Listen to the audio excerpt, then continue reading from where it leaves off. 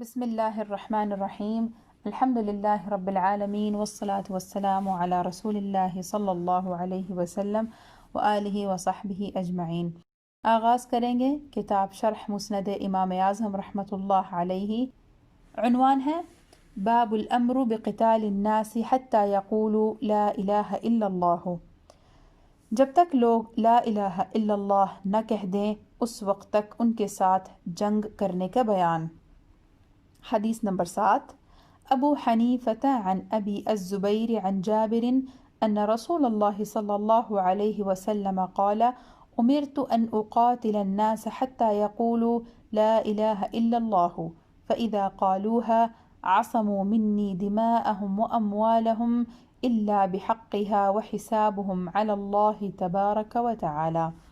حضرت جابر رضی اللہ عنہ سے مروی ہے کہ رسول اللہ صلی اللہ علیہ وسلم نے فرمایا، مجھے حکم دیا گیا ہے کہ جب تک لوگ لا الہ الا اللہ نہ کہہ دیں اس وقت تک ان سے قتال کرو، اور جب وہ اس کلمے کو کہہ لیں تو انہوں نے مجھ سے اپنے خون اور اموال بچا لیے مگر کسی حق کے عوض، اور اس کا حساب اللہ تعالیٰ پر ہے۔ حدیث کی شرح،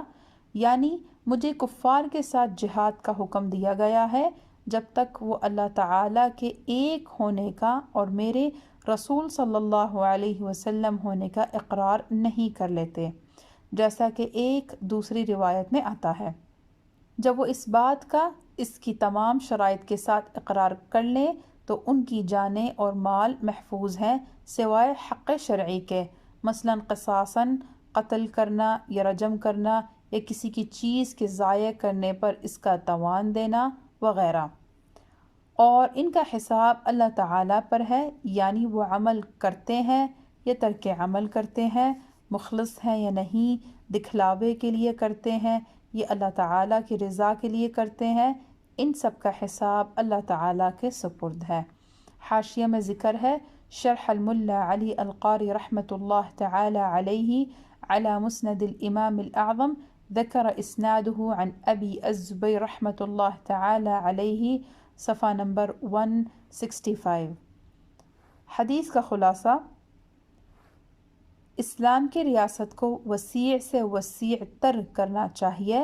اور اسلام کو ہر صورت غلبہ دینا چاہیے، اور یہ بھی معلوم ہو کہ اسلام کے بھی بندوں پر کچھ حقوق ہیں۔